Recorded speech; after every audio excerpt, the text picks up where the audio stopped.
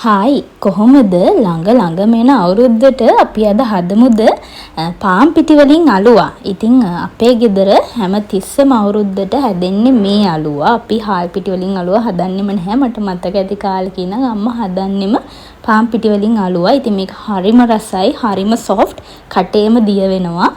ඉතින් බලමු අපි මේක කොහොමද හදාගන්නේ කියලා. මුලින්ම අපිට ඕන වෙනවා සීනි ග්‍රෑම් 500ක්. ඉතින් මේක ලිපේ තියාගන්න පුළුවන් ඇතිලියකට එකතු කරගන්න. ඉතින් ඒකටම හොඳ උක්කු පොල් කිරි මිලිලීටර් 200ක් එකතු කරගන්නවා. ඒ වගේම මේකටම තලාගත්ත කරදු මුංගු වැට 2-3ක්, ඒ වගේම ලුණු චුට්ටකුත් එකතු කරලා ටිකක් කලවම් කරලා අපි දැන් මේක ලිපේ තියාගමු. ඉතින් මේක මේ විදියට කලවම් කරන ගමන් හොඳට උණු කරලා නූල් ඇදෙන පදම වෙනකම් මේ පැණි මිශ්‍රණය අපි හදා ගන්න ඕනේ. පැණි එක හැදෙන අතරේ ඒකත් සැරින් සැරේ කලවම් කර මම මේකට ඕන අනිත් දේවල් ටික ලෑස්ති කර ගන්නවා. ඉතින් මේ අලුව එක හදන්න අපිට ඕන වෙන්නේ තඹපු පාන් පිටි. මම තඹපු පාන් පිටි ග්‍රෑම් 500ක් අරගත්තා. ඒ ග්‍රෑම් 500න් මේස හැඳි 5ක් විතර මෙන්න මේ විදිහට පොඩ්ඩක් වෙනම අයින් කර ගන්නවා. ඉතින් ඔයාලට මෙන්න මේ විදිහට කඩේ තියෙනවා තඹු පාන් පිටි ගන්න. ඉතින් මේ පැකට් එක හොයාගන්න නැත්නම් අමු පාන් පිටි අරගෙන ගෙදර තඹලා ගන්නත් පුළුවන්. එහෙම නැත්නම් අමු පාන් පිටි පාට වෙනස් වෙන්නේ නැති වෙන්න කබල බැදලා ඒක උනත් පාවිච්චි කරන්න පුළුවන්. දැන් අපි අර කලින් වෙන් කරලා තියාගත්ත තඹු පාන් පිටි වලින් ටිකක් මෙන්න මේ විදිහට ට්‍රේ එකකට එකතු කරලා අලුව එක තුනී කරගන්න ඕනේ. ට්‍රේ එකත් රෙඩි කරලා තියාගමු.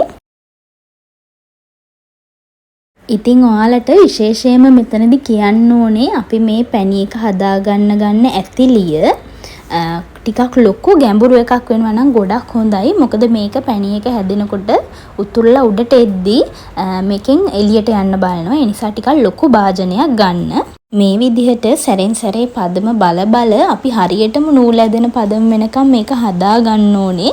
මොකද මේ පදම ආවේ නැත්නම් අපේ අලුව එක ගල් වෙන්නේ නැහැ. නූල් ඇදෙන පදමට අපේ පැණි මිශ්‍රණය හරි ගියාට පස්සේ අපි ලිප ඕෆ් කරලා තඹ පාන් පිටි වලට මේ පැණි එකෙන් ටික ටික එකතු කරන ගමන් හොඳට කලවම් කරගමු. දැන් ඔන්න මේක මෙන්න මේ විදිහට කලවම් කරගෙන යනකොට මට චුට්ටක් පැණි ගතිය වැඩි වුණා. ඒ නිසා මම අර කලින් අයින් කරගන්න කිව්ව පාන් පිටි ටික තියෙන්නේ. අන්න ඒකෙනුත් ටික ටික එකතු කරන ගමන් දැන් මම මගේ අලුව එකේ පදම හරියට හදා ගන්නවා. මේක ගුලි කරලා අතර ගත්තාම අතේ ඇලෙන්නේ නැති පදම වෙනකන් තමයි හදා ගන්න ඕනේ. දැන් ඔන්න හැන්ද පැත්තකට දාලා මේක මේ විදිහට අතින් අනාගමු. ඉතින් ටිකක් රස්නේ. ඒ නිසා ඔයාලා පරිස්සමින් මේ වෙලාවේදී අර පැණි එක රස්නේ ගතිය තියෙන නිසා අත පොඩක් පිච්චෙන්න බලනවා. ඒ නිසා හිමීට ඒක කරගන්න. දැන් මේ බලන්නකෝ මේක අතේ ඇලෙන්නෙත් නැහැ. ඒ වගේම තමයි ලස්සන්ට ගුලියක් වගේ ඔක්කොම ටික එකතු වෙනවා. ඉතින් මේක තමයි අපේ අලුව එකේ හරිම පදම. පැණි මිශ්‍රණයනොත් පොඩි ප්‍රමාණයක් ඉතුරු වුණා. ඉතින් ඔයාලට අවශ්‍ය නම් මේකට තව තඹ පාන් පිටි එකතු කරලා අලුව වැඩි ප්‍රමාණයක් හදාගන්න පුළුවන්. දැන් අපි කලින් හදාගත්ත ට්‍රේ එකට අලුව මිශ්‍රණය එකතු කරලා හොඳට තුනී කරගමු. මේක තුනී කරගන්නකොට හොඳට මතක තියාගන්න ඕන දෙයක් තමයි උඩටත් තඹපු පාන් පිටි වලින්ම ටිකක් එකතු කරන ගමන් තමයි තුනී කරගන්න ඕනේ.